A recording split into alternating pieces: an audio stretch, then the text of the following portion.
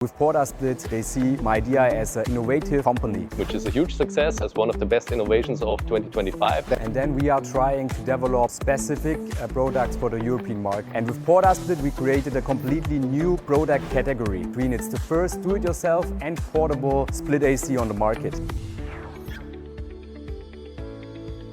We know that since decades there was no solution for having a portable split AC on the market, and the bracket is the key because there's no standard for the window, there's different sizes, different materials. That's why we made a lot of surveys. So we also used our own homes in the beginning to check. If you look at the PortaSplit installation video, you can still see the roof of my house. Sometimes the understanding in China is completely different to Germany, right? So we pushed a lot for having a really silent mode. For Germans it was very, very clear, but for China not so. So we had to make it more quiet, more insulation. We spent a lot of time and money on working on our brackets, and then our Chinese colleagues said, guys, are you insane? This product will cost around 1,000 euro for the end user. Nobody will buy that. And then after we collected some quotes from local installers and showed this to our Chinese colleagues, they said like, wow, that's insane. Installation fees in Germany are crazy. I want to go to work as an HVAC installer. But at the end, our target is just that we want to bring a best product to the people.